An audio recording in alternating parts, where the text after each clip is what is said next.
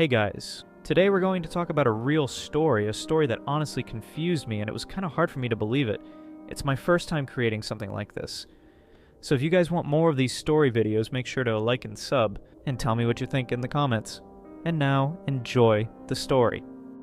The person telling the story is named Chris. Chris always dreamed of moving to a big city and making something of himself. After high school, he spent weeks thinking it over before finally telling his dad. They had long talks about it, and in the end, his dad agreed to help him get a truck for the journey. With everything set, Chris packed his things, said his goodbyes, and hit the road. Once he settled into university, he became friends with his roommate Russell. The two often drove the same long, empty road, until they heard about a shortcut. A friend warned them against it, saying strange things had happened there. Some people never made it through. Chris brushed it off, but Russell wasn't so sure. That evening, they got in the truck and took the shortcut anyway. The road was long. The desert was empty and eerie. As night fell, they had about 120 to 200 kilometers left to reach their destination.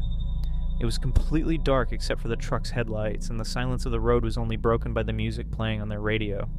As they drove, they suddenly came across a strange sight. A large, abandoned village.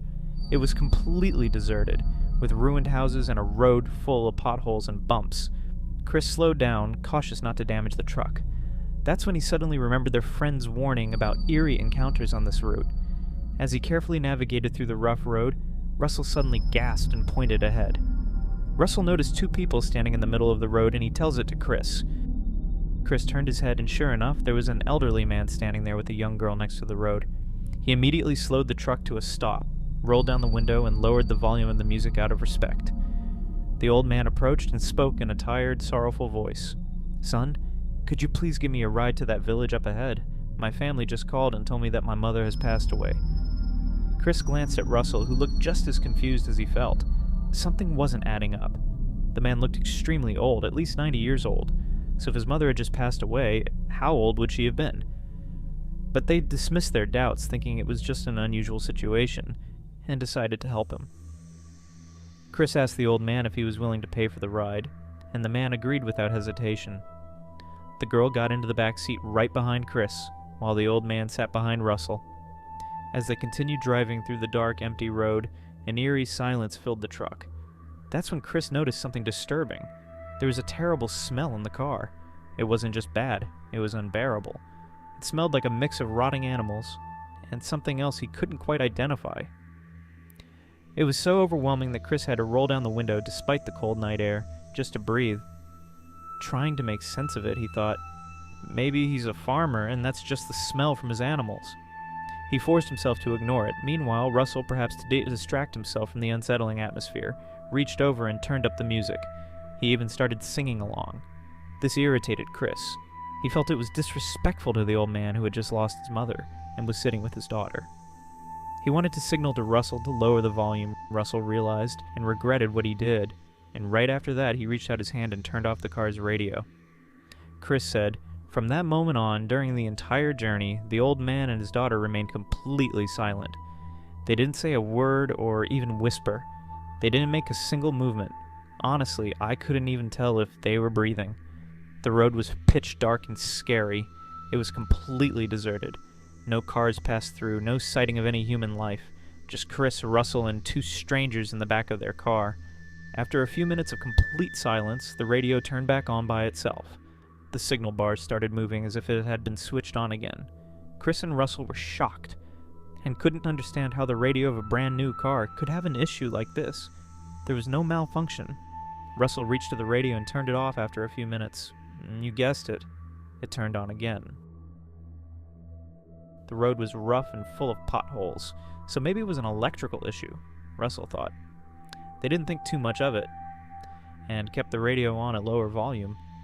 But a few more minutes until they noticed the volume was increasing on its own. The sound bars kept rising gradually. Was it Russell? Was it someone else? Chris said. But someone was definitely turning the dial to increase the volume. Chris glanced to his right and saw Russell with a terrified look.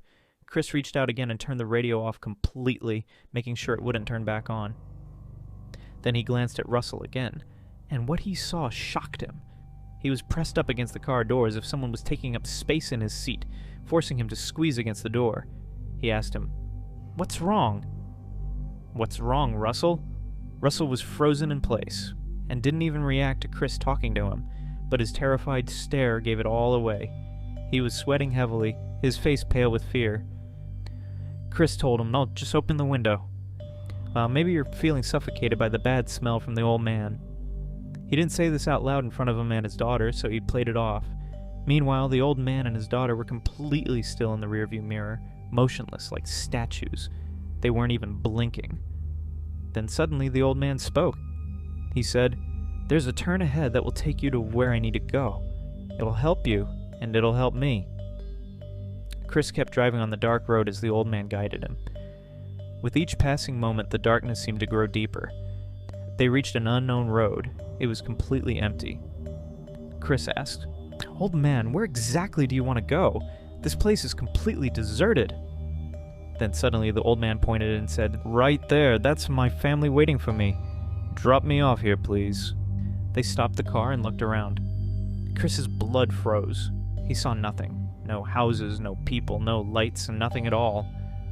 Russell was completely silent. His fear was even greater than Chris's. The place was totally empty. There wasn't a soul in sight. The old man said again, "Drop me off here." They stopped the car and he and his daughter got out. He didn't say another word, didn't even pay for the ride. He just walked into the darkness with his daughter. Maybe he has a funeral to attend. Maybe he forgot to pay. "Whatever, I'll just let it go," Chris said. But as soon as they started driving again, Russell let out a sudden, terrifying scream. Russell was gasping for air, shaking, completely horrified. Then finally he spoke, his voice trembling. He said, "Didn't you see the old man? He was sitting in between us." I kept holding my breath because of his smell. Chris was confused. He asked, "Russell, what are you talking about? The old man was sitting behind us. His daughter was sitting behind me." "What do you mean?" Russell swore. "I swear to God that man was sitting right between us. He was pressing against me so hard that I couldn't move." Then he added, "He was big, really big, and at one point it felt like he was trying to push me out of the car." Chris talked to Russell, trying to convince him that he was tired and he was just hallucinating. After a few moments they started driving again. They rolled down the car windows slightly to let the smell dissipate, cranking up the music to distract themselves as they drove down that eerie road. What just happened was unbelievable, and they couldn't believe what they saw. They were about to discover something even worse. About 20 kilometers in, after roughly 15 minutes of driving, something happened that neither of the boys could have anticipated. Far ahead appeared two silhouettes in the dark, closer and closer. They started to see more and more of what's to come. And there they were. The old man and his daughter, the very ones they had dropped off not long ago, standing by the roadside signaling for them to stop. Their hearts dropped. We had just let them out miles behind us. There was no way they could have reached this spot before us, Chris said. Chris and Russell looked at each other in shock, wondering how they managed to surpass them by foot. Russell got scared and told Chris to speed past them, telling Chris that the hitchhikers they picked up weren't human, and kept reminding him of what people said about this road. Panic surged through them. They rolled up the windows, turned off the music, and they started speeding. Russell started panicking. Chris risked a glance at the rearview mirror. They were gone. But then, just as he exhaled in relief, his eyes caught something else. Shadows, dark silhouettes in the back seat. His breath hitched. "There's something in the back with us," he whispered. Russell, terrified, slowly turned his head. The moment he saw them, his scream filled the car. Chris said, "My entire body went cold. My hands shook on the wheel. I couldn't stop. I couldn't even think. My only instinct was to get away. But just as I reached maximum speed, the car hit a deep pothole. The impact was so strong that the tire burst, causing the car to skid violently. I fought to keep control, but eventually the vehicle came to a halt on its own, the front tire completely ruined. Silence. The road was pitch black. The moon was hidden behind thick clouds, leaving them in near total darkness. Their bodies trembled uncontrollably as they stared ahead, unable to turn around. Russell sat frozen, breathing heavily, his hands clenched into fists. When they finally mustered the courage to look behind, nothing. The old man and his daughter were gone. Minutes passed, maybe 10, maybe more. They didn't speak. They didn't move. Then Chris broke the silence. "We can't just sit here. We have to change the tire." Russell nodded, and his hand still trembling. "Yeah, but we have to be fast."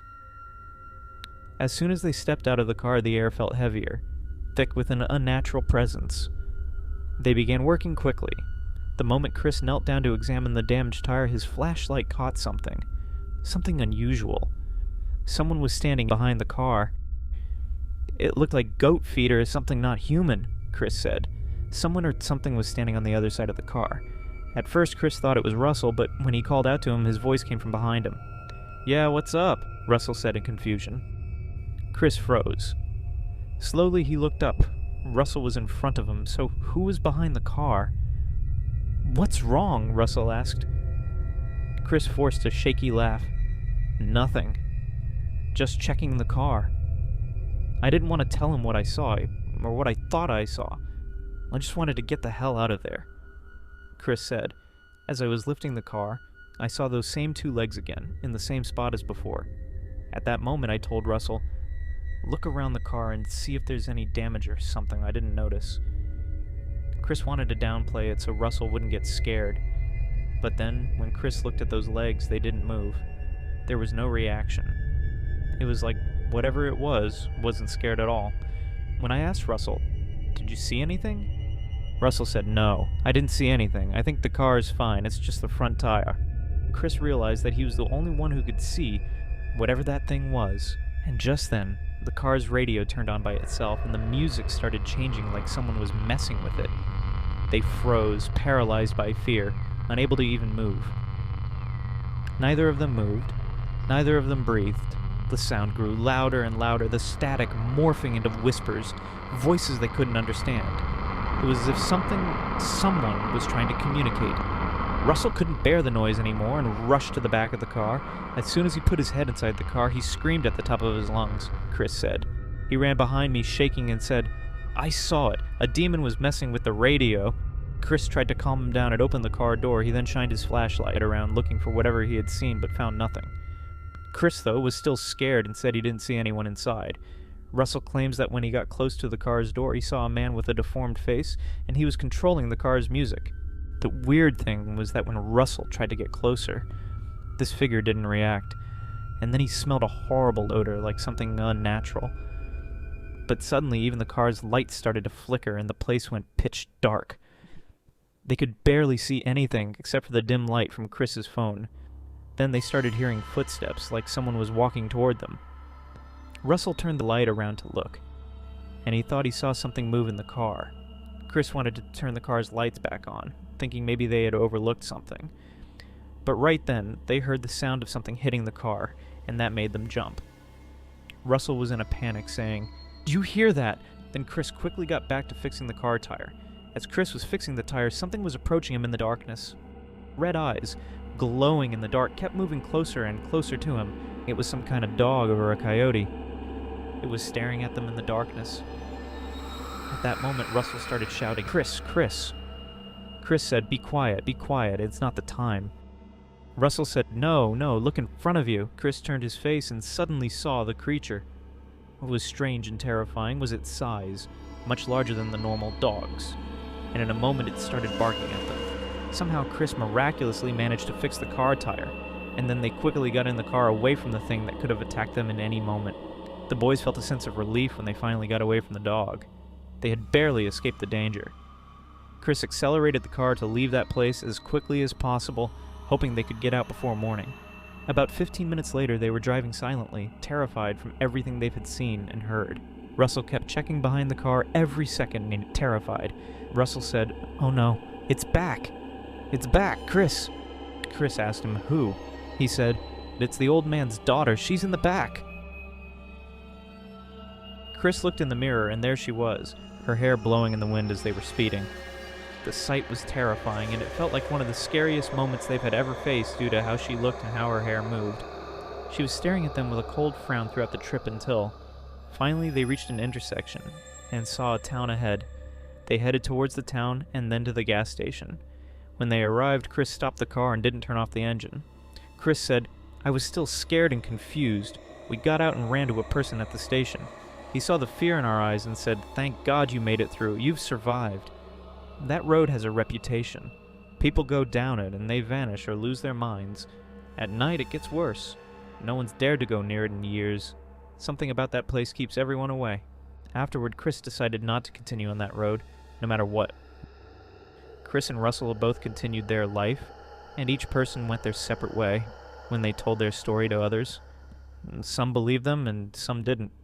But in any case, whether you believe it or not, I hope it gave you that rush you're looking for. If you want more, leave a like, subscribe, and I'll catch you next time.